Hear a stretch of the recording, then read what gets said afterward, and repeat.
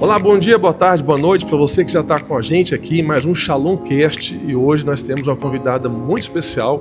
Vamos falar com a Georgia, ela veio de São Paulo, psicóloga, mãe, serva do Deus Altíssimo, uma mulher que tem muita coisa boa para edificar e para abençoar a sua vida. Então não sai daí, já divulga para os amigos, divulga na sua rede social, já compartilha o link.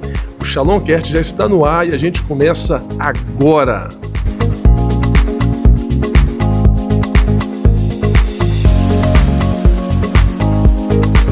Estamos de volta no nosso Shalom Cast, que bom estarmos em mais um dia, mais uma tarde, mais uma noite, não sei qual é o horário que você está vendo esse vídeo, mas eu estou com ela. Olá, Georgia, paz, tudo bem? Olá, pastor, tudo bom? Desde já eu quero agradecer o convite e a oportunidade de estar aqui com vocês. Amém. Compartilhando conhecimento sobre um assunto que é tão essencial, né? É verdade. Que é saúde mental.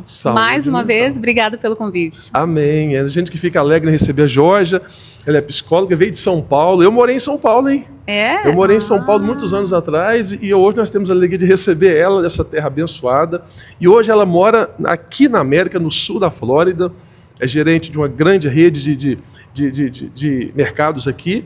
Mas, além de tudo isso, ela ajuda pessoas com a saúde mental.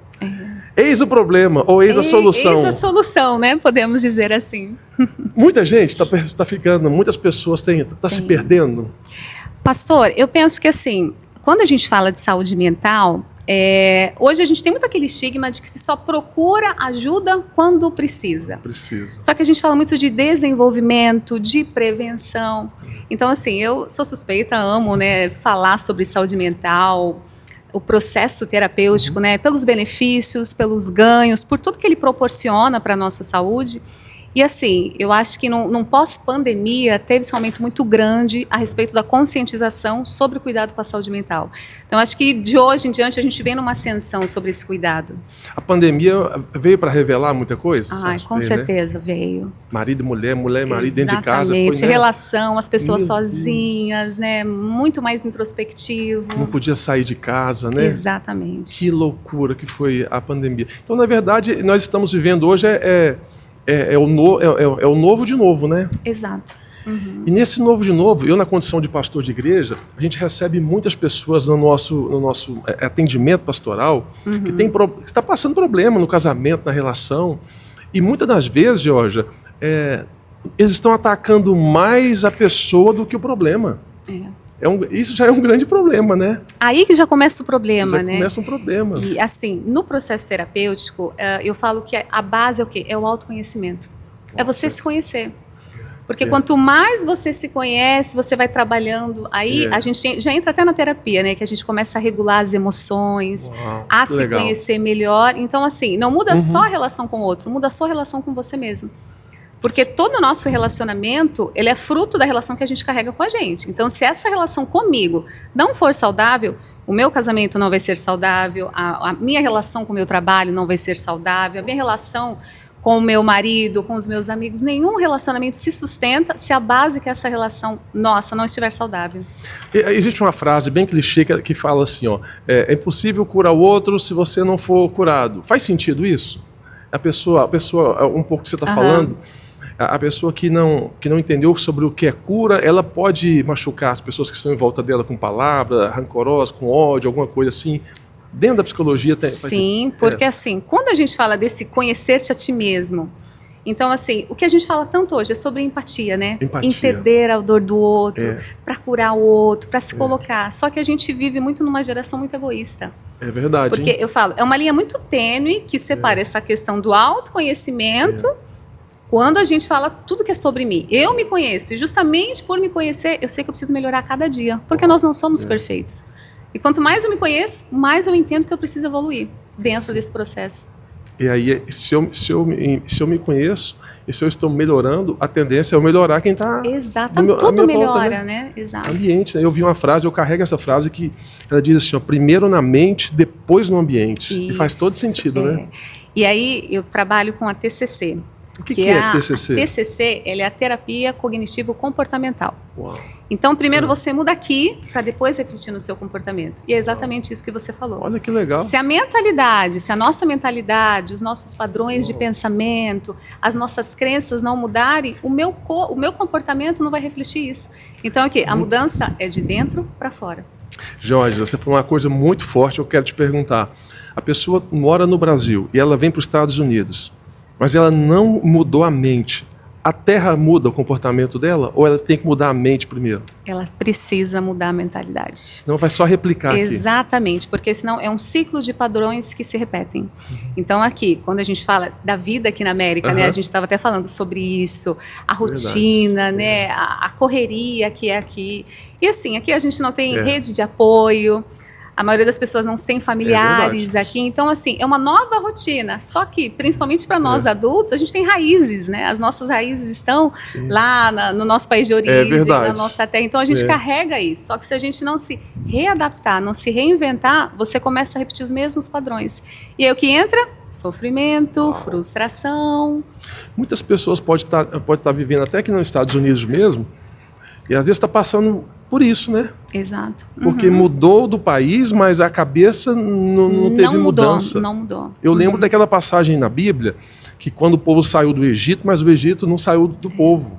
Eles estavam andando em direção à terra prometida, mas a cabeça ainda era de escravo. Então, se não mudar a mente de escravo, vai ser um escravo dentro de Canaã. Exato. Mais ou menos isso, né? É mais ou menos isso, pastor. Por isso que a gente fala assim, eu gosto muito desse assunto de falar de autoconhecimento. Porque quando a gente começa a desenvolver o nosso autoconhecimento, você começa a olhar para você, não mais o outro. Porque é muito fácil a gente responsabilizar o outro pelas nossas dores, pelas nossas dificuldades, pelas nossas frustrações. Só que assim, tudo na vida muda quando a gente muda. E é muito mais fácil dizer, mas você tem que mudar. Mas você não fez isso por mim, mas isso não aconteceu comigo.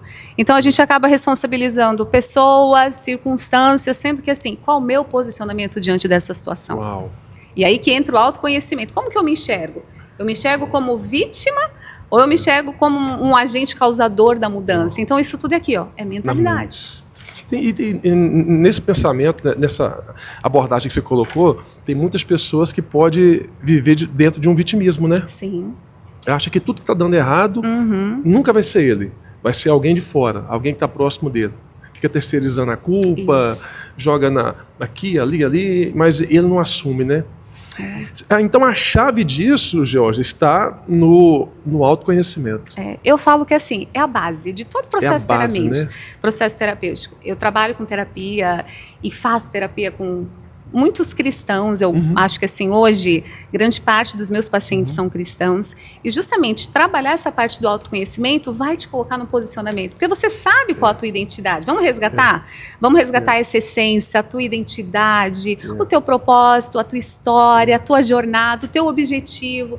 Então, no processo terapêutico, a gente trabalha todas essas vertentes que fazem parte da tua construção, da tua identidade, sobre quem você é.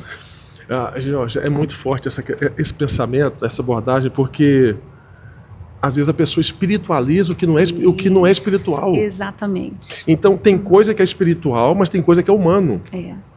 Então tem pessoas que podem estar fazendo campanha para Deus mudar, mas quando na verdade quem tem que mudar é Ele. Perfeito, exatamente. Quem tem que dar o posicionamento tem que partir dele, da pessoa. Né? Se não partir, vai ficar fazendo. Aí o apóstolo Tiago fala sobre isso. As orações de tolo. Porque faz e não muda, porque já a atmosfera já é humana, não é divina, né? Aí as pessoas ficam andando debaixo de uma sombra da fé, falando que Deus é o culpado, as pessoas são culpadas, quando na verdade ela não quer mudar. A própria pessoa. Por quê? Eu falo que mudar, pastor, exige o quê? Coragem. Uau! Tem que ter coragem para mudar. E nem todo mundo tem, né? Não, a maioria das pessoas não tem. Porque assim, a gente... É muito mais você ficar numa zona de conforto, porque mudança vai exigir essa coragem. Eu vou ter que enfrentar o julgamento das pessoas, o que vão pensar de mim, o esforço que eu vou ter que fazer. E um detalhe importante, a nossa mente, ela é feita para não gastar energia. Preguiçosa. Porque ela é como se fosse um estado de alerta, ela quer te proteger. Não, Carlos, para quê? Deixa isso para amanhã. Ela é feita para poupar energia. Ela não quer ter esse desgaste de energia, ela não vai sair da zona de conforto. E o que ela quer? Prazer imediato. Então, se a nossa mente é feita para isso, e para mudar, a gente precisa exatamente do contrário, olha o esforço que eu vou ter que fazer. Eu vou ter que sair da zona de conforto, eu vou ter que investir energia, eu não vou ter prazer agora, porque eu vou estar investindo tempo. A mente não quer isso. A mente não quer. A nossa mente ela é feita exatamente para o contrário. Então, quanto mais eu tenho conhecimento, quanto mais eu vou entendendo o nosso padrão de funcionamento, eu começo a me posicionar, opa, se eu deixar minha mente agir da maneira como ela quer, eu não saio do lugar. Por quê? Porque ela quer te proteger, ela entende, Carlos, se você gastar energia, você vai se cansar. Isso não vai te trazer recompensa agora, então fica quietinho, paradinho aí. E tem até uma provinha disso, se a pessoa está acostumada a fazer uma rota todos os dias pelo GPS, o dia que você falar assim, não, hoje eu não vou usar o GPS e vou forçar minha mente para outra rua. E vai ter uma luta com ele, então. Exatamente, a mente vai falar, não, para que isso, né? Ai, não, o caminho está errado, eu vou chegar atrasado. Então, já vão ver o quê? Padrões de pensamentos negativos, por quê? Você gerou aquele estímulo para sua mente, você saiu do padrão. Então, toda quebra de padrão traz um desconforto. Então, você quebrou o padrão, te trouxe desconforto. Por isso que a gente precisa entender onde eu quero chegar, que posicionamento que eu preciso ter, porque eu vou gerar esse estímulo para minha mente. Posicionamento é sobre isso. Eu tô cansado. E aí a gente aplica muito isso na nossa rotina. É sobre exercício, é sobre fazer dieta. Deixa para amanhã. Não, mas eu quero, então não. Peraí. Tal do amanhã, o que eu preciso fazer? E aí a gente se torna o quê? Procrastinador. A gente vai jogando para amanhã, deixando, e a vida não muda. Porque a vida muda se a gente muda. Só que a gente muda o quê? É mentalidade, que é sobre os estímulos que a gente vai lançar ali, né? Direcionar para a nossa mente. Ô, Georgia, te fazer uma pergunta, assim, pode ser direta na resposta. Crescer dói? Muito. Por que dói? Justamente porque exige toda a nossa capacidade. Então, você está trabalhando o seu esforço, a tua inteligência, você está investindo energia, você está quebrando o seu padrão. Por quê? Para crescer, a gente tem que plantar. Tem que plantar. Você não vai colher ali na hora. Só que todo mundo, hoje, a gente vive numa geração muito imediatista. A gente quer assim, ó, tudo para ontem. Então, não tem mais aquele tempo, deixa eu plantar, eu sei que momento que eu tô. E aí que entra o autoconhecimento, porque quando você desenvolve o seu autoconhecimento, você começa a entender, eu tô no tempo de plantar ou tô no tempo de colher? Que momento da minha vida eu tô? E aí a gente faz isso numa área, depois a gente replica, vou fazer isso na minha área familiar, vou cuidar aqui, vou me dedicar. Agora deu certo aqui, vou fazer isso na minha área, na minha vida profissional. Vou para os meus relacionamentos. Não é reinventar a roda, é fazer o básico bem feito e a gente vai ali, ó, perseverando. Só que a gente quer tudo para ontem. Eu poderia afirmar que o feito bem feito é melhor que o perfeito?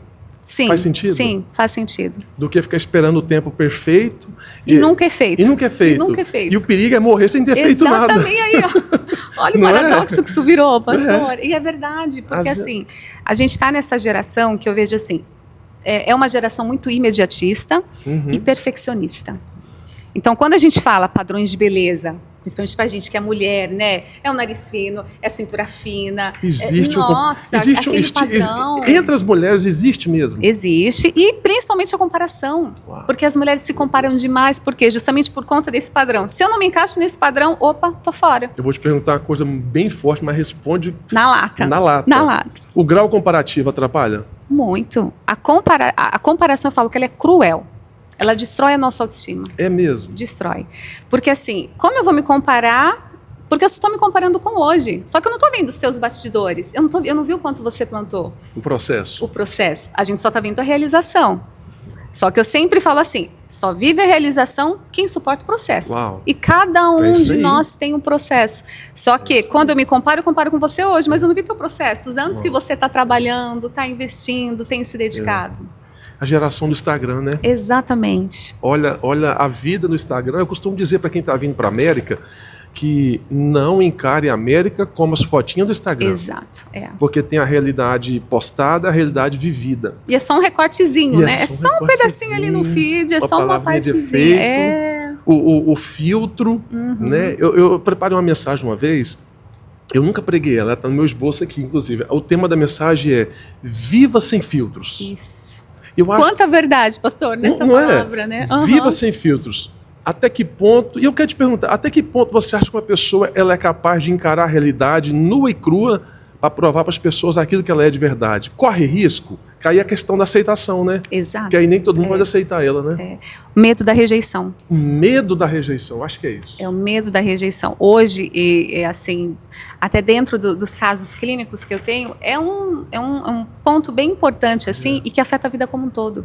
É mesmo. Só que tudo isso tem raiz o quê? Lá na infância, né? E se a gente entra dentro de um processo terapêutico, porque é quando são formadas as nossas crenças, aí vai entrar a relação com seus pais, o tipo de criação que você teve, o tipo de ambiente que foi proporcionado ali para você. Então, tudo isso vai refletir no adulto que você vai se formar. Então, quanto mais saudável for a tua infância, o teu desenvolvimento, mais forte você vai se tornar como adulto. Uau, que bacana, hein? Eu li uma frase no livro, a frase dizia, nunca julgue um adulto sem saber a criança que ele foi. Exatamente. Então, é a pura verdade. Sim, porque nós somos reflexos do nosso passado, da nossa história, só que a gente não pode se tornar vítima. E aí é uma situação bem importante, né? Porque, e assim, como, Georgia? Como que vai transformar? Vamos lá, ó, todos nós carregamos dores. Se a gente olhar aqui o nosso passado, a gente vem de uma geração muito difícil. Quando a gente fala até com relação aos nossos pais, acesso, né, recursos, era tudo mais difícil. Hoje, tudo é muito mais acessível. É verdade, é. Então, se a gente olha hoje o acesso que a gente tem à informação, principalmente, se tornou tudo muito mais acessível. Só que, com toda a nossa criação, todos nós carregamos dores. Em algum momento da vida, Em algum né? momento teve, só que a questão, o que você fez com a sua dor?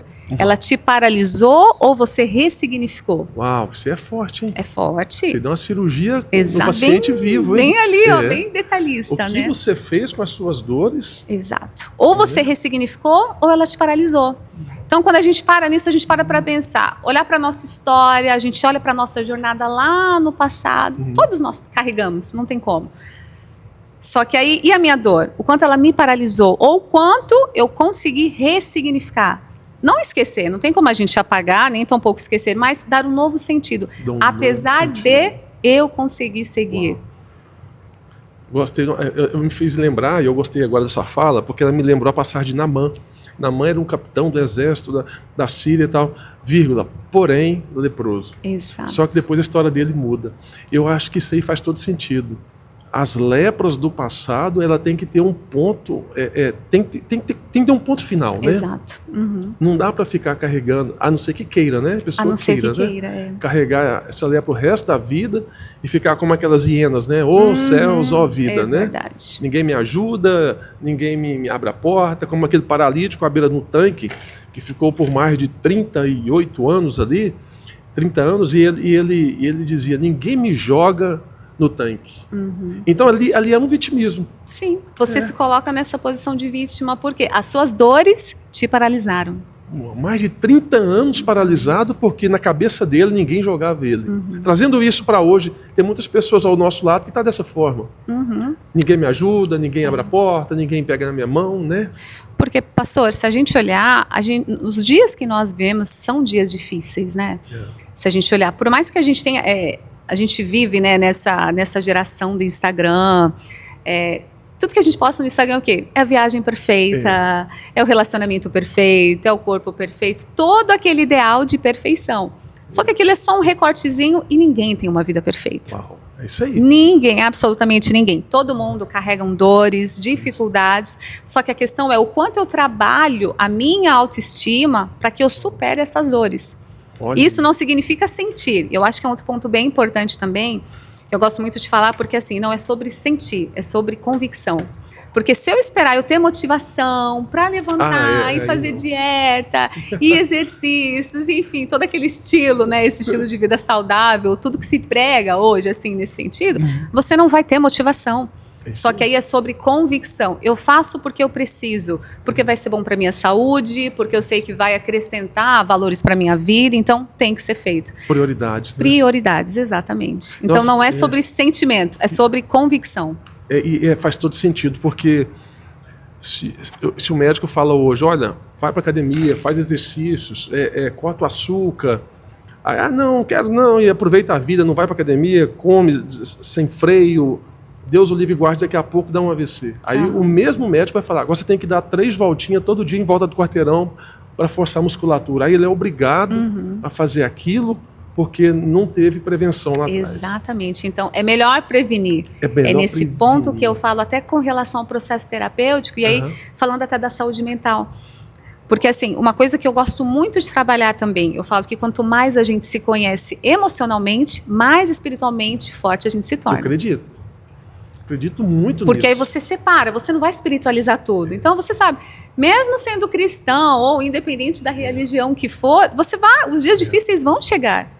Vem para todo mundo. Vem para todo mundo, independente da religião, da crença que a pessoa tenha, só que a questão é o posicionamento. Então, opa, tem momento que eu vou precisar me acolher, deixa eu ficar quietinha, isso vai passar, não estou bem hoje, mas amanhã é um novo dia, amanhã é um novo tempo. Eu acho, um pensamento que eu tenho, até me corrija se eu estiver fora do nexo do senso comum. Eu acho que o que separa o profissional do amador, as crises vêm para revelar quem é o profissional, quem é o amador. Né? Porque nos dias bons, todo mundo faz o que é normal.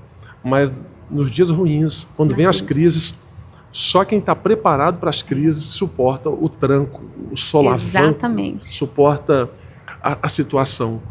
E crise, eu sempre penso que assim, crise revela oportunidade. Que é justamente essa oportunidade que a gente tem de se superar. Não significa que você vai estar bem, que você vai estar forte, que você vai estar motivado. Não, só que você está focado. Eu preciso superar a crise, então o que eu tenho que fazer? Eu preciso ficar alerta, eu preciso prestar atenção, ficar atento nas oportunidades, me manter no foco. Você já está atento, já está fazendo a sua parte. Então, nem toda crise ela é desgraça, ela vem como oportunidades, né? Então, aí onde entra a questão do autoconhecimento. Isso, exatamente. Se eu me conheço, eu sei quem eu sou no meio da crise. Eu sei a identidade que eu carrego, eu sei o que a crise representa, então, eu sei quem está comigo também, né? Se a gente coloca aí uma pitadinha de fé também, e aí a gente traz... É o otimismo, é o reforço positivo, que para nós também é o quê? A fé. É acreditar naquilo que a gente não está vendo, mas que a gente já se posiciona como recebendo. É tirar a identidade do bolso e cravar ela no coração. Exato, né? É isso aí. Jorge, sobre sentido de vida, hoje a gente escuta muito sobre sentido de vida, sobre propósito.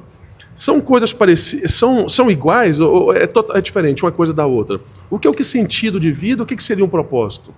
Quando a gente fala assim de sentido de vida, e eu falo que propósito hoje está muito em alta, né? Todo mundo quer falar sobre propósito. Eu vejo que até de uma certa forma as pessoas banalizam. Eu quero encontrar o meu propósito. Você está vivo, você tem vida, isso já tem sentido. O fato de você ter a sua vida já te dá sentido. Agora o propósito é o que você vai fazer com a sua vida, que já é o sentido do que você tem. Mas todo mundo está esperando o quê? Encontrar algo. Por quê? Não trabalha esse estado de contentamento. O que eu faço?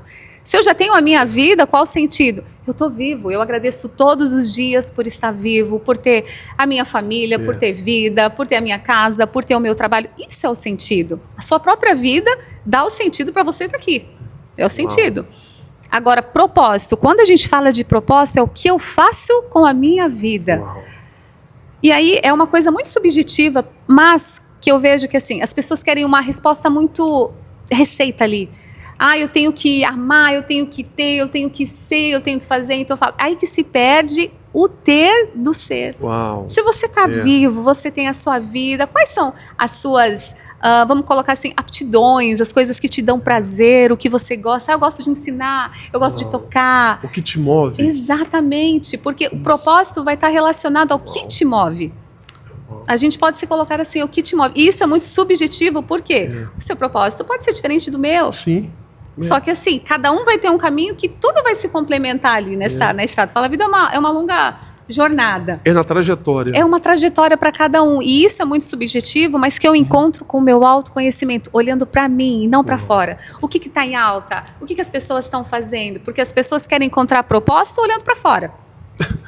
E hoje tem a coisa do arraste para cima, que muda a sua vida em 3 dias. Isso, tudo receitinha pronta. Aí que se perde. Aí que se perde. Exatamente, porque é tudo pronto, é tudo fácil. Porque faz o curso, não estou falando mal do curso, a gente sabe que, sabe que não muda, na verdade não muda, 3 dias não muda ninguém. Mas pelo menos vai ligar uma lanterna ali, para a pessoa tomar um posicionamento, né? Agora, se ela não tomar esse posicionamento, ela termina o curso na segunda, pega o certificado, dá uma euforia, mas na terça-feira pode voltar tudo de novo. Por quê? Mudou de fora para dentro. Mudou de... Só leu. A mudança Meu é de Deus. dentro para fora. Aí que entra Agora, o autoconhecimento. aí que entra o autoconhecimento, porque o que eu gosto? Quando eu me dedico para olhar, porque eu penso que assim, é uma coisa que eu falo muito, que eu acredito muito nisso. Quando a gente olha para fora, a gente se compara. Quando a gente olha para dentro, aí sim a gente cresce, porque eu olho para mim, para as minhas limitações, Deus, mas para as forte, minhas potencialidades também, para as aptidões que eu tenho, mas para as dificuldades que eu tenho, e tudo isso vai criando e me posicionando melhor sobre a minha identidade. Então, é pensar nisso. Se eu olhar para fora, para o que está acontecendo na vida das pessoas, eu me comparo. Nossa, mas na minha vida não tem isso, não acontece isso, não é dessa forma. Mas quando eu olho para mim, eu valorizo a minha jornada, tudo que eu passei. E aí até que a gente onde cresce. chegou, né? Até onde chegou. Não sei se você já pegou, claro que deve ter pegado ao longo da vida, de forma clínica, pessoas que só conseguem enxergar a vida no preto e branco. O que essa pessoa... Primeiro é o autoconhecimento de novo, né? É tudo, né? É Se a tudo, gente né? falar, é a base, né? A base que vai sustentar. Né? Mas essa pessoa pode começar por onde para mudar esse pensamento? Porque tem gente que já levanta na segunda, já reclamando do domingo, já reclamando da segunda, já reclamando da semana. Nada vai dar bom para essa pessoa. Porque talvez o problema não está do lado de fora, o problema está do lado... Porque assim, são pensamentos negativos e padrões de pensamentos céticos. Se torna muito negativa. Existem pessoas assim, que têm esses padrões. Quem nunca, né, gente, conviveu com aquela pessoa que reclama de tudo, que nada tá bom, que para tudo tem uma crítica.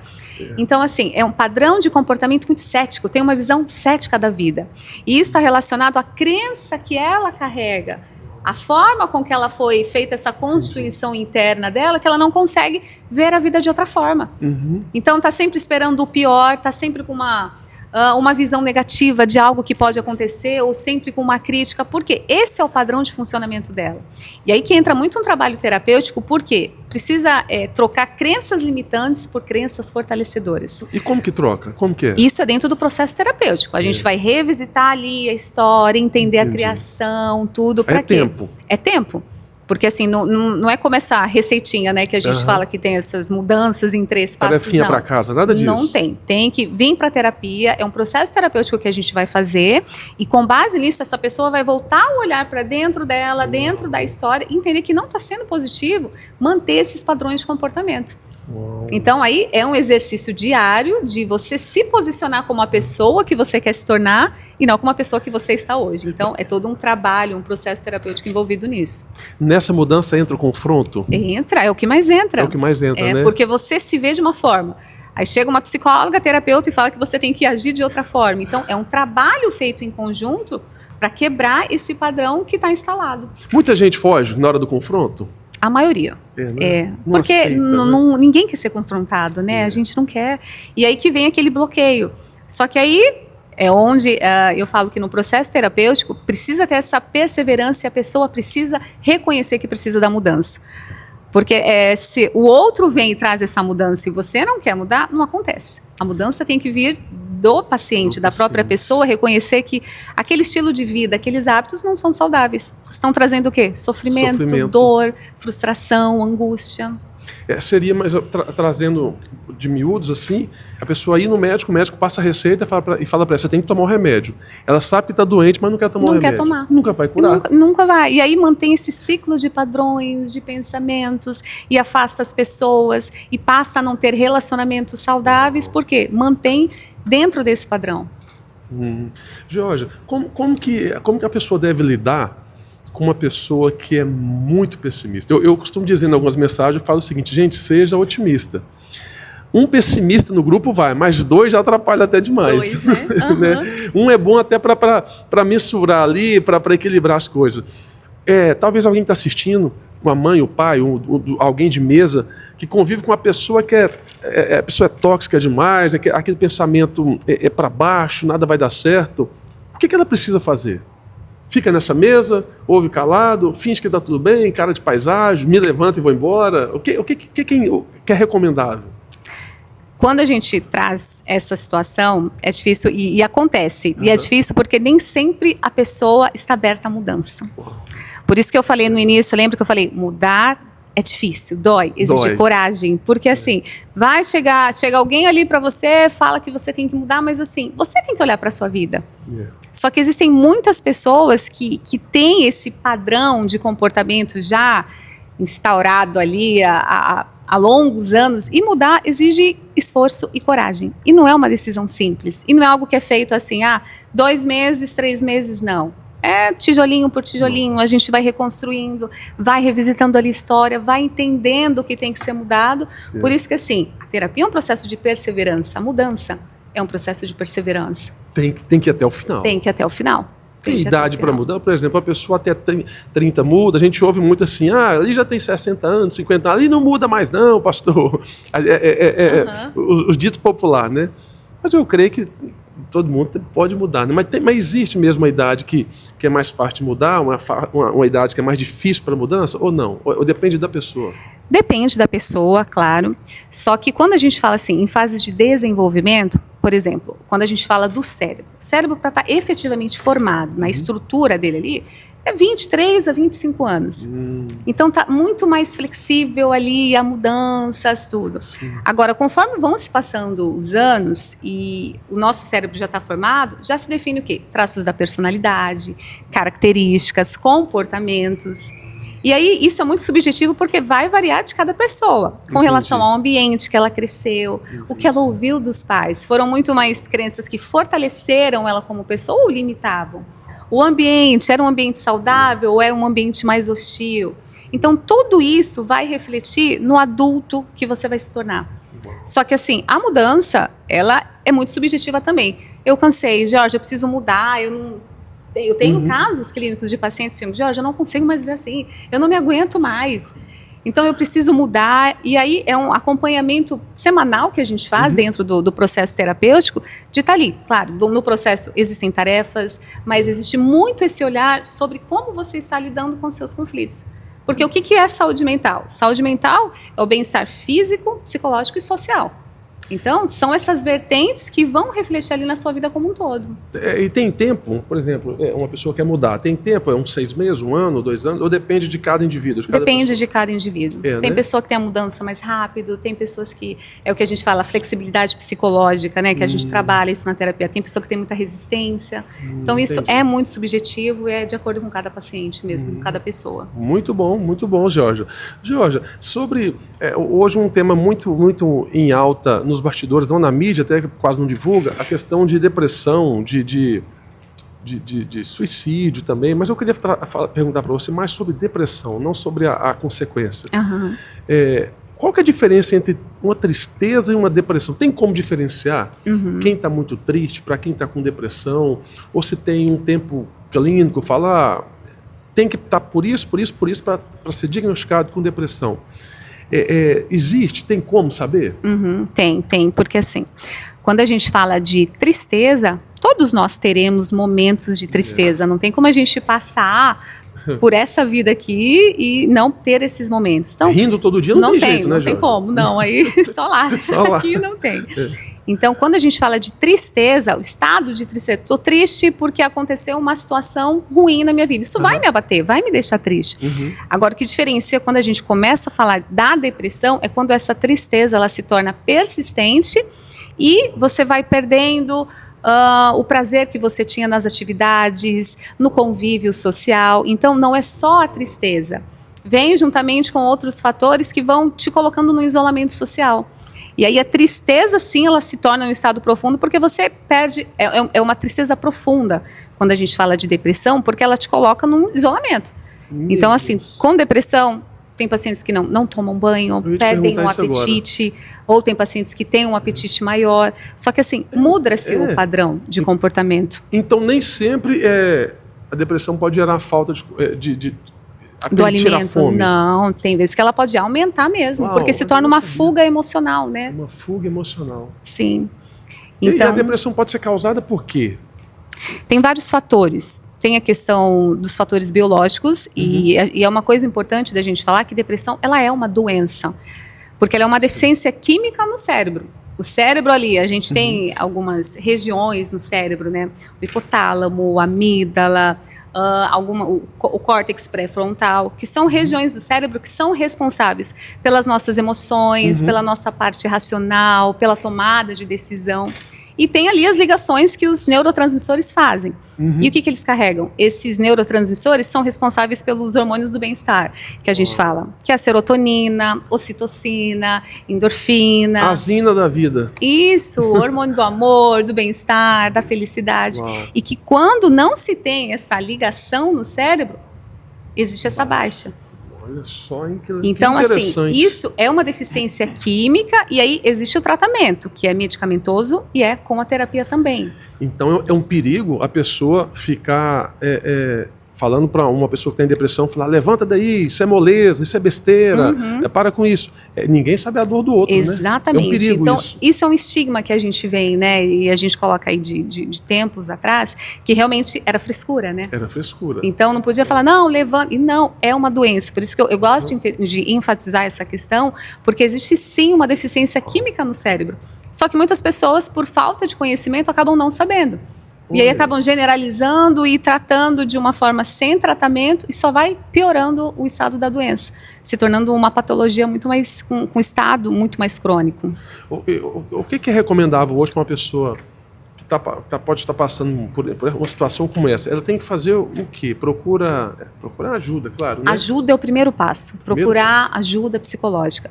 Porque aí um psicólogo, ele vai avaliar, vai fazer a entrevista inicial, vai entender de fato o que está acontecendo e aí se dá início ao tratamento. Olha só, interessante. Eu vi uma reportagem ontem de um filho que matou o pai, a mãe e um irmão e jogou dentro de uma cisterna no Brasil. Eu não sei como que chama isso na psicologia, na psiquiatria. A pessoa não tem sentimento para fazer uma coisa dela, um adolescente. Eu lembro dos filmes, né? Os filmes chamavam que era o famoso psicopata nos filmes que a gente assistia. Qual que é essa linguagem que é utilizada dentro da psicologia? Quando a pessoa fria com a outra, não tem sentimento, não sente... Porque a polícia entrevistou ele falou que poderia fazer tudo de novo. Eu fiquei pensando, como que uma criança pode falar que fazeria tudo de novo? Como que se enquadra isso dentro da psicologia, da psiquiatria? Não sei se é isso mesmo. Nesse caso, já é um transtorno. É transtorno. E assim, quando a gente fala nas patologias, né, relacionadas à saúde mental, a gente fala de depressão, transtorno de depressão, de ansiedade, borderline, esquizofrenia. Então, tem um leque grande aí de patologias que são relacionadas à saúde mental. São qualificadas como esses transtornos. Sim. E isso, de fato, interfere no sentimento, interfere na racionalidade de cada pessoa. Então, um adolescente que comete um crime desse realmente está dentro de um transtorno. Não tem como a gente normalizar esse tipo de padrão de comportamento, que é algo absurdo. Mas é dentro de um transtorno que, assim, vai ter que ser tratado com a patologia. Uma dúvida que talvez muitas pessoas têm, que é parecido, a diferença entre esquizofrenia e você falou aqui agora e bipolaridade. Bipolaridade, sim. É diferente um do outro. Sim, são. E assim, um paciente ele pode se enquadrar dentro de um ou mais transtornos de acordo com os sintomas. Então, para cada patologia, então a gente tem o CID, né, e a gente tem uma série, tem um leque grande de patologias, por isso que assim, tem que ser avaliado cada sintoma, o que o paciente tem demonstrado, quando a gente fala da bipolaridade, né? O que é a bipolaridade? A mudança de humor. Tá rindo pra você agora, daqui a pouco tá emburrado, cara fechado. Você pode estar na euforia, mas você vai pra depressão. Uau! E sem nada aparente. Assim? Exatamente. Então, assim, são sintomas por conta dessa oscilação de humor. Então, quando a gente fala dessa regulação, das emoções, desse autoconhecimento, do processo terapêutico, quem sofre? As pessoas que convivem com pessoas assim sofrem também. Quem está no convívio. Exato. Eu tenho pacientes que vêm justamente porque é filho, ou é marido, são amigos, pessoas que têm esse convívio próximo que acabam sendo afetadas também. O casal, principalmente. O marido, talvez o marido é bipolar, a esposa sofre. E sofre porque realmente tem essa oscilação do humor. Tá ali na euforia, então fica muito entusiasmado, mas de repente já vai para se deprime, tem um humor deprimido. Que loucura, né? Então, assim, tem essa oscilação. Claro que hoje a gente tem tratamento medicamentoso, a gente tem remédios que ajudam, né, a estabilizar, né, são os estabilizadores de humor. Para quê? Para ter uma qualidade de vida melhor. A esquizofrenia seria o quê? bipolaridade, mudança de humor, né? A esquizofrenia... A esquizofrenia ela vai entrar nesse quadro de patologia também, só que com algumas características um pouco diferentes e seriam um pouco mais sérias, mais graves, assim, comparadas à bipolaridade. Que a bipolaridade está mais relacionada à mudança de humor, a essa oscilação. Agora, já vou ficar ligado aqui na igreja agora. Quando a pessoa quem mudar de humor, fala assim, o bipolar gospel. Colocar uma nomenclatura, né? Porque assim, e hoje eu vejo que assim, muitas coisas são banalizadas também. Eu falo que muitos pacientes chegam hoje na clínica já com o diagnóstico pronto do que se tem. O próprio paciente? O próprio paciente. Por quê? Justamente por ter acesso à internet, né? Eu tenho 3 sintomas ali, então eu me enquadro ali no TDAH, por exemplo. Que é algo que hoje também se fala muito na mídia, né? Tá falando demais do TDAH. Então, assim, eu vejo que assim, existe uma banalização hoje a respeito de diagnósticos psicológicos. Porque isso chega até a ser uma forma de justificar o posicionamento que você tem que ter. Uau, claro, isso não se aplica para todos, tá? Mas eu acredito nisso.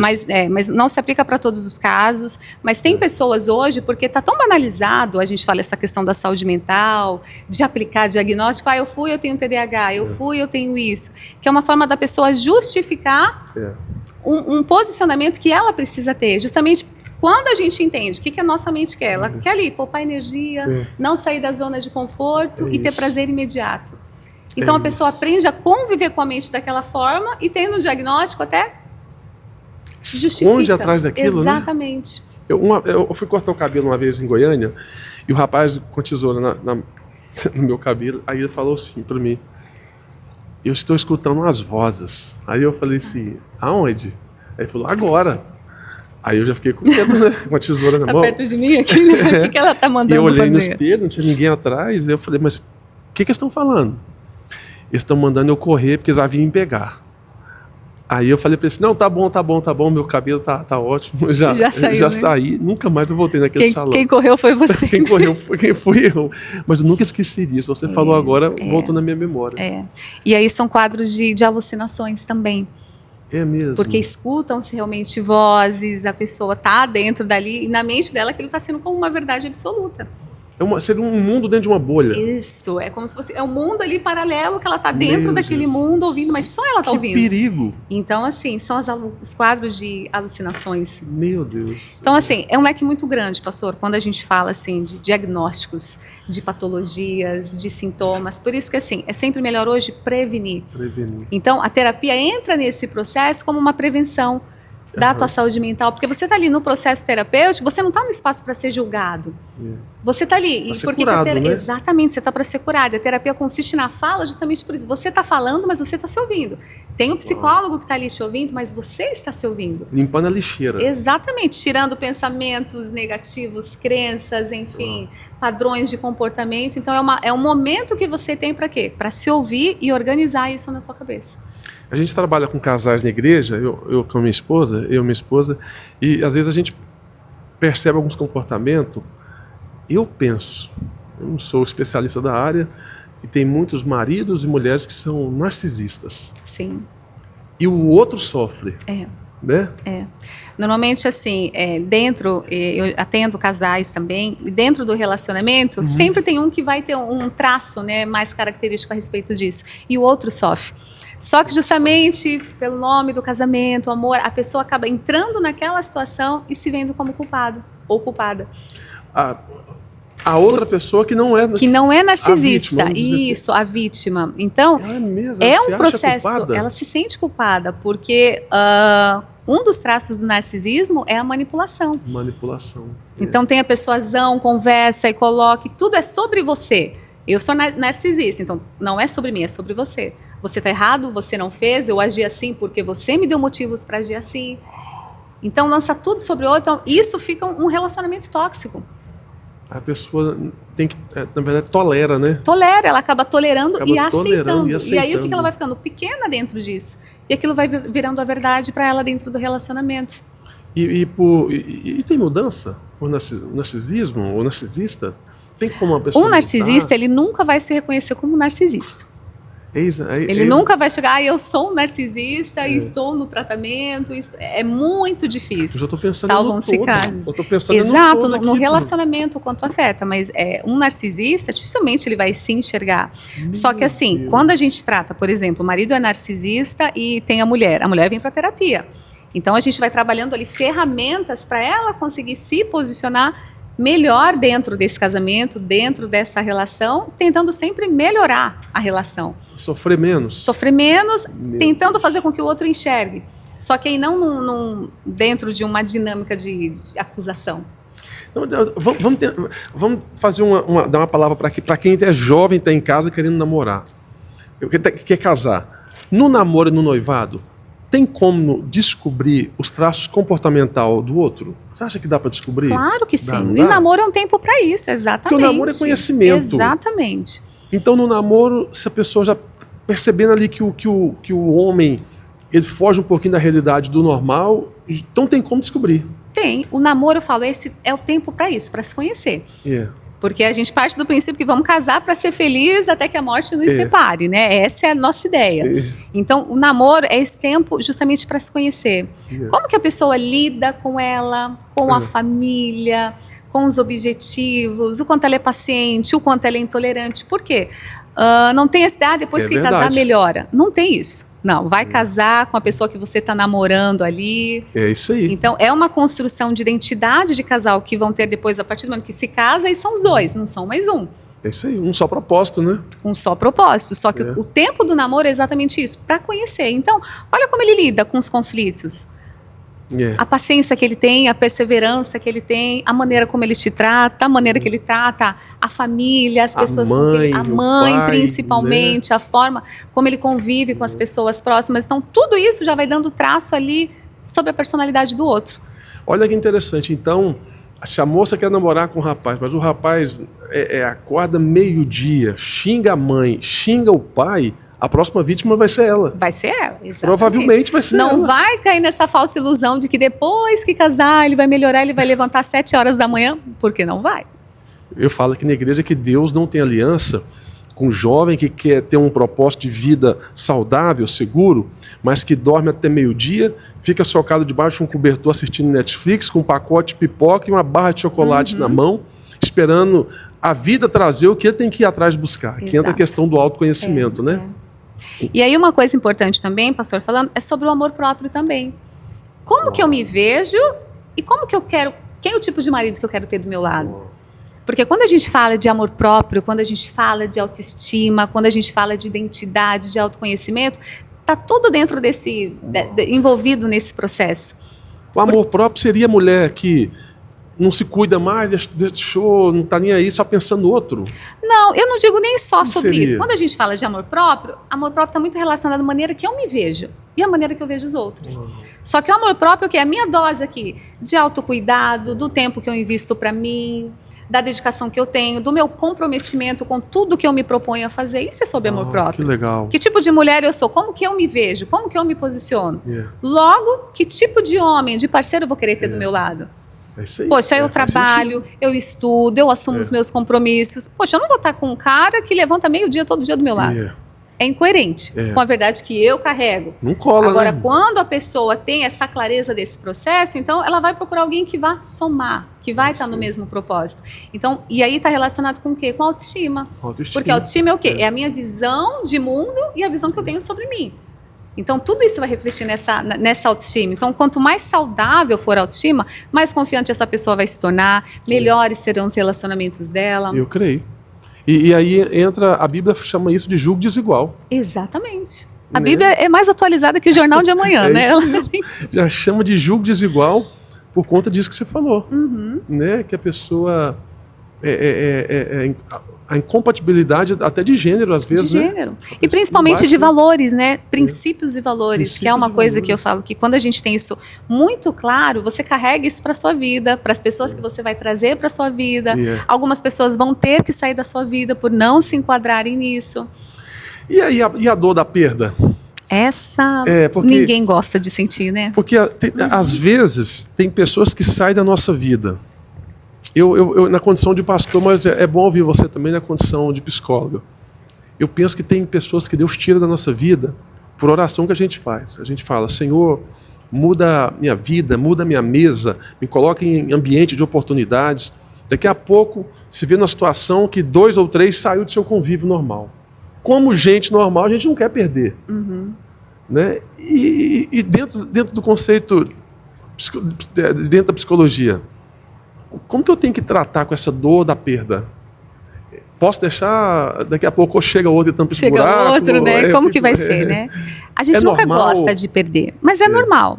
E uma coisa que eu gosto muito, o que não é bênção é lição também. Uau, os aprendizados. O que não veio para abençoar, opa, eu carrego uma lição. Por quê? Eu nunca fico no zero. Se a gente pensar dessa forma, você nunca está no zero. Não foi bênção, mas te trouxe aprendizado. Qual aprendizado você carrega dessa lição? Então, existem pessoas que, assim, vão ter que sair da nossa vida mesmo. Eu falo, tem pessoas que vêm para durarem 10 anos, tem pessoa que vem, entra na vida para ficar a vida inteira, tem pessoa que veio por um curto tempo de espaço, vem 1 ano, 6 meses. Só que cada uma delas tem um propósito a cumprir na nossa vida. Eu acredito. Então, quando a gente começa a cuidar da nossa autoestima, eu falo, a gente não fica tão fragilizado emocionalmente. Que é a questão do autoconhecimento. Isso. Por quê? Porque você não vai ficar pensando muito no que está passando. Você está vivendo o presente. Poxa, por que ela saiu? Eu dei motivo? Será que foi algo que eu fiz ou foi porque ela quis? Bom, se eu não dei motivo, eu fiz a minha parte, bom, se ela quer ir, vou aparecer talvez ali de vez em quando, mas não vou lamentar pelo que está passando. Agora, isso, claro, reflete o nosso posicionamento, porque a gente não quer que ninguém saia. A partir do momento que a gente traz alguém para a nossa vida, você quer que fique, que a pessoa esteja ali. Mas por que ela saiu? Então é importante entender esse contexto também. Ela sumiu do nada, desapareceu. Então, opa, espera aí. Será que ela não teve consideração ou teve algum motivo? Deixa eu entrar em contato com ela para saber. É verdade, já não me atende mais, não quer saber. Então, assim, é importante avaliar esse contexto, para saber. Eu dei motivo? Tem algo que eu possa fazer para mudar essa situação ou depende do outro? Porque tem pessoas que saem porque querem sair. Eu tenho um pensamento que eu carrego assim, pior do que ir embora é ficar num ambiente onde o coração não está mais. Tem gente que soma, às vezes até pesado o que eu vou dizer aqui, assim, no sentido de tem gente que soma quando some. Talvez ele vai na intenção de fazer falta, mas ele tá fazendo a favor. Então tem pessoas que pessoas vêm e vão, mas em vão ninguém vem, como você disse. Exatamente. Ou vem como teste, como lição, ou como aprendizado. Algum propósito teve ali para... Nem que possa ser de 6 meses, 3 meses, né? Mas nada é para sempre. Amizades temporárias e amizades permanentes, né? E aí entra também, Jorge, eu penso, a questão de as amizades interessantes e amizades interesseiras, né? Exato, Porque as amizades interessantes são aquelas que ficam por aquilo que você é. E as amizades interesseiras são aquelas que ficam por aquilo que você tem. É o ter e o ser, né? Que a gente fala, a separação, né? E o dia que você não tiver mais o ter, os interesseiros vão embora. Então, eu não posso também ficar chorando pela saída de quem nunca ficou, na verdade, só passou na minha vida. Porque senão eu fico sofrendo por uma pessoa que passou para ensinar como eu nunca devo ser como ela, né? Faz sentido, né? Faz sentido. E aí a gente pensa assim, tudo na vida tem um tempo e um propósito. Só que eu falo, a vida é curta demais para a gente perder tempo com ressentimentos, para perder tempo olhando para o que ficou lá atrás, sendo que a gente tem tanta vida, tem tanta oportunidade, tanta coisa nova para se descobrir, pessoas para se conhecer. Só que isso, você tem que estar com a tua autoestima fortalecida para não se lamentar pelo que perdeu. Porque, no fundo, a gente nunca gosta de perder. E aí bate o quê? A rejeição, porque isso se tornam feridas emocionais. O que eu fiz? Por que a pessoa, por que ele ou ela me deixou? Começa a criar culpa. Exatamente, pensamentos ali intrusivos. E aí é tudo sobre você. Então, por isso que eu falo, esse processo dentro da terapia é onde a gente começa a ressignificar. Olha aí, que coisa, hein? Que faz todo sentido, lógico, hein? Então a pessoa está sofrendo por quem foi, mas quem está se matando é ela, né? E não tá abrindo espaço para pessoas novas chegarem. Então, assim, é um exercício, foi. Então, claro, a gente sente, claro. A gente é ser humano, a gente vai chorar, a gente vai sofrer, só que eu não posso permanecer nessa dor. E aí que é o exercício de superação, que é a nossa resiliência, né? Que é essa nossa capacidade de se superar diante das dores. Que bacana. Gente, esse assunto é muito bom. Estamos caminhando para o nosso término já do Shalom Cast. É tão bom que vai emendando pensamento com pensamento, se deixar a gente faz uma vigília. Nossa, aqui tem assunto, né? Não, e é bom porque a gente vai absorvendo e vai entendendo, e você vai pensando em muitas coisas que aconteceu ao longo da vida. Pelo menos da nossa vida. A gente pode olhar para a nossa vida porque são coisas comuns que acontecem na vida de todos nós. Eu já tive uma situação aqui que eu sofri muito na condição de pastor, a gente não quer perder ninguém. Então, assim, todo mundo que chega está agregando, ainda mais na América, onde é mais difícil para a pessoa vir e se manter, a gente não quer perder ninguém. Quando alguém se vá, a gente fica perguntando por quê? Por que foi? Que é o que você comentou. E uma dessas feitas, eu tive esse pensamento. Eu falei, eu estou fazendo o que é certo. Estou pregando a palavra de Deus. Estou fazendo aquilo que dentro do senso comum é o correto. Então não era o tempo da pessoa ficar. Sim. Foi porque deveria ir. Exato. Eu tirei a tampa da panela e deixei aquela fumaça sair. Porque naquele momento aquilo ia me sufocar. Então eu acredito que talvez eu estou contando o que aconteceu comigo, mas pode estar acontecendo com alguém em casa, no namoro, no trabalho, no relacionamento, trabalho, né? Sim.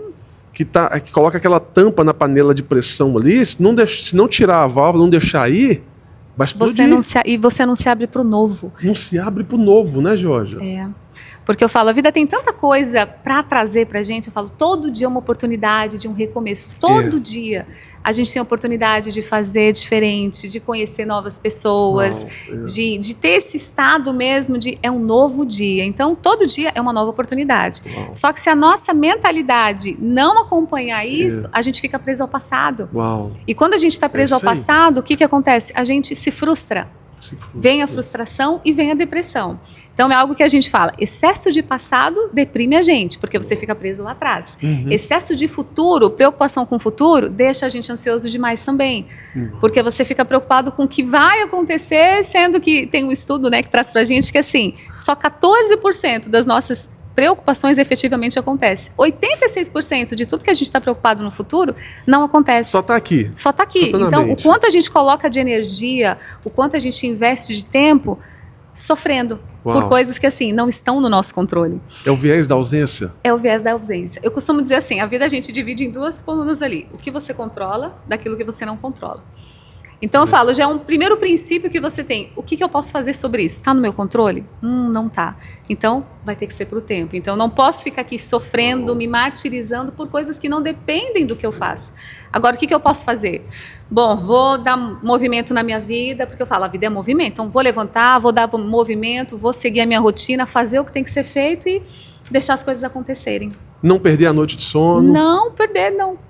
Porque assim, a gente investe muito tempo e a gente sofre. É verdade. Só que, claro, não é assim o botãozinho que a gente faz, mas assim, ter esse diálogo com a gente mesmo. Porque é a primeira coisa, calma, Georgia, respira fundo, respiração diafragmática. Eu faço isso várias vezes quando eu preciso. Conta de 1 até 5, até 1 até 10. Preciso, para não falar o que não devo, para a gente não agir de forma impulsiva, porque se a gente deixar, as emoções tomam conta da gente. Então isso é o quê? É o autocontrole. É o equilíbrio que a gente tem que ter para ter atitudes mais inteligentes. E a Bíblia chama isso de domínio próprio. Domínio próprio, exatamente. Ter o domínio próprio. Quem domina a si mesmo, domina o mundo. E aí é questão de treino, exatamente. É treinar, é mudar a mentalidade, a consciência sobre como a gente tem lidado. Só que para isso, eu não posso olhar para fora, porque se eu olhar para fora, eu vou me comparar. Então já fica primeiro aqui. Quem olha para fora se compara. Se a gente olhar para dentro da gente, a gente cresce. Pega a chave. Então essa, eu falei, é a primeira chave que vira, porque realmente tudo lá fora é mais bonito. A grama do vizinho, né, é sempre mais verde. Eu li um texto sobre isso hoje. Exatamente. Então, e é sempre assim. Tudo do lado de fora é mais bonito, impressiona mais. Agora, quando a gente olha para dentro da gente, não tá legal. Então, vou ter que mudar, vou ter que fazer. Mas é aí que a gente cresce. E não tem crescimento sem dor. Realmente é um processo que você rompe. Romper dói. O viés da ausência, a pessoa costuma mais valorizar o que ela não tem do que o que ela tem. Do que abortar o que ela tem. E aí, entre esse ter e o não ter, tem uma lacuna. Aí nessa lacuna que ela sofre. E ela se perde. Porque eu não consigo valorizar o que eu tenho e estou sempre olhando porque me falta. E aí o que entra? Eu sinto um vazio dentro de mim. Existem pessoas, né, que sim, tem tudo, mas ainda assim tem um vazio. Então, é esse viés, exatamente, essa lacuna que quando ela não é preenchida assim, por quê? Por um olhar que a gente tem que ter para dentro de nós, a gente se perde nisso. Entre o ter e o ser. Mas espera aí, não é sobre o que eu tenho, não é sobre o que eu faço, é sobre quem eu sou, sobre a essência que eu carrego, sobre a identidade que eu tenho, Uau. que vai me fazer me posicionar de uma forma diferente. Eu vi duas ideias bacanas que eu gostei, que é a diferença entre estar perdido e não ter se achado. E a ideia de não estar perdido é do lado de fora. Como eu te enviei a localização aqui do prédio, você pode não localizar aqui, aí você me liga, primeira coisa que você pergunta, pastor, eu não achei o prédio, eu te pergunto, onde você está? Então, a primeira pergunta que eu faço para você é saber aonde você está. Se você não sabe aonde você está, como é que nós vamos chegar em algum lugar? Como você vai me ajudar? Como eu vou te ajudar? Do lado de fora. Mas eu acho que mais pesado, Jorge, eu queria saber de você também, não é saber do lado de fora, mas é não ter se achado lá de dentro, que aí volta de novo ao autoconhecimento. Então hoje eu posso dizer que a gente está no meio de uma sociedade de muitas pessoas que têm roupa bonita, o carro bonito, o dinheiro na conta, está alegre ali no convívio relacional dele, mas ele não se achou por dentro. Então quando apaga a luz, que vai dormir, põe a cabeça no travesseiro, vê aquele vazio, aquela angústia, aquela interrogação, o porquê. O porquê incomoda ele. A pessoa pode se perder do lado de dentro, sim. Pode. E isso aconteceu muito na pandemia.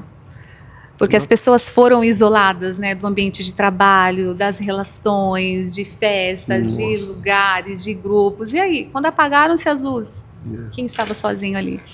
E aí que muitas pessoas se viram perdidas dentro de si mesmas. Porque não sabiam quem eram ali e agora, sem ninguém eu fico perdido. Então, é algo que a gente fala muito dentro do processo terapêutico também, que é você aprender a curtir a tua própria companhia. A solitude, Não é solidão. Mas é quando você não tem nada. Eu sou boa. Eu falo, eu sou boa em achar coisa para fazer. Curto minha companhia. A gente precisa ter essa ideia de... E quando você está sozinho? Eu não consigo ficar sozinho. Por quê? Faz uma pipoca, senta no sofá.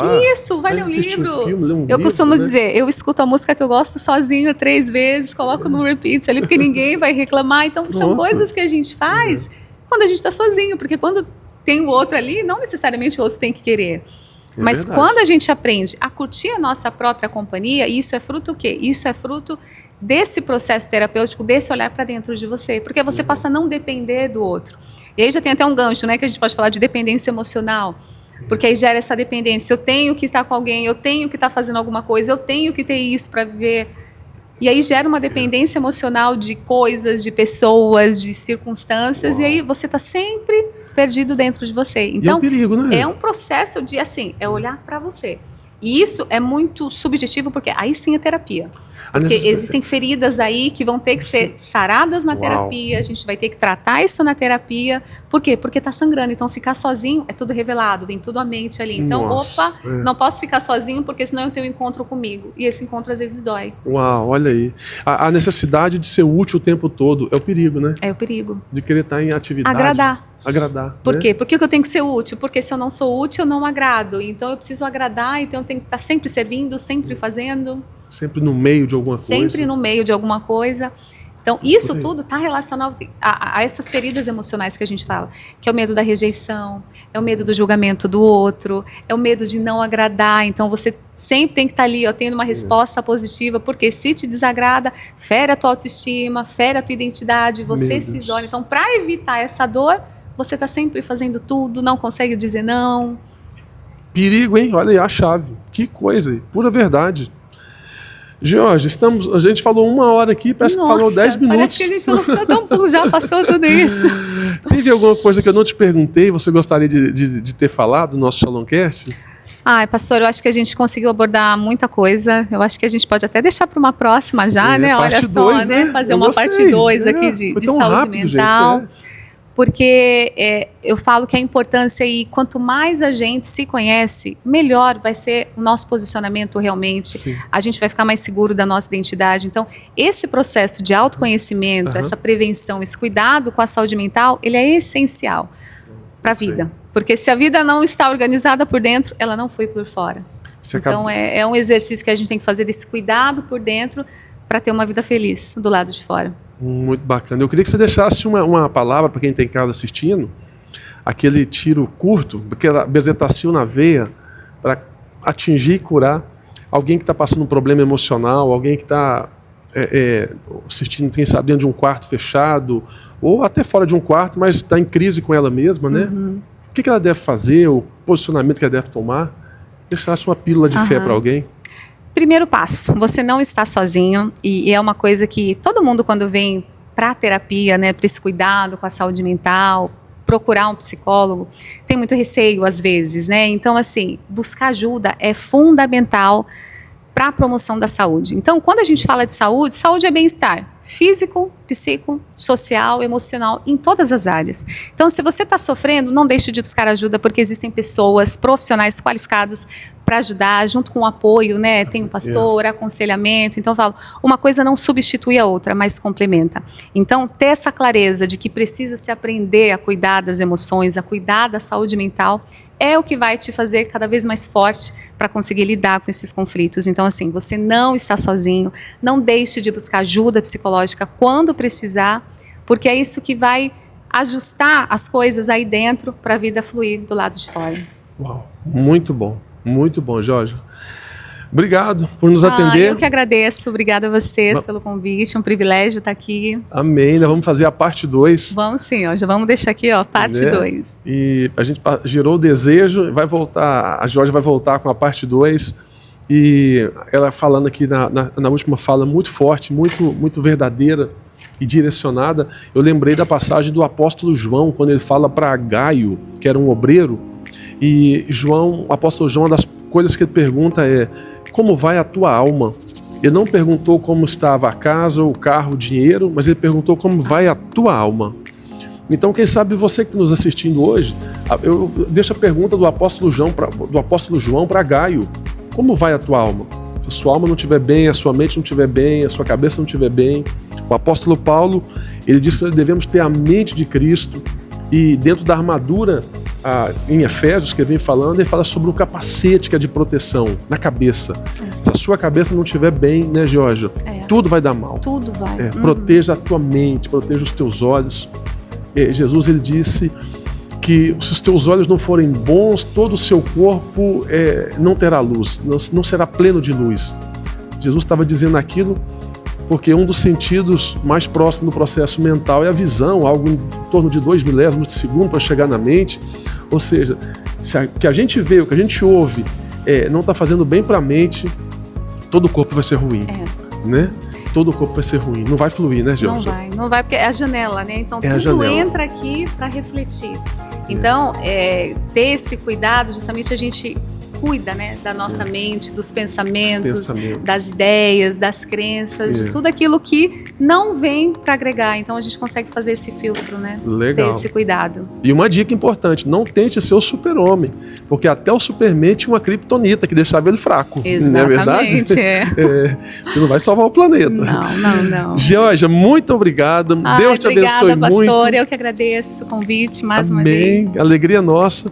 E para você que está em casa, curte, compartilha, já inscreva no canal e manda esse vídeo para pelo menos 10 pessoas.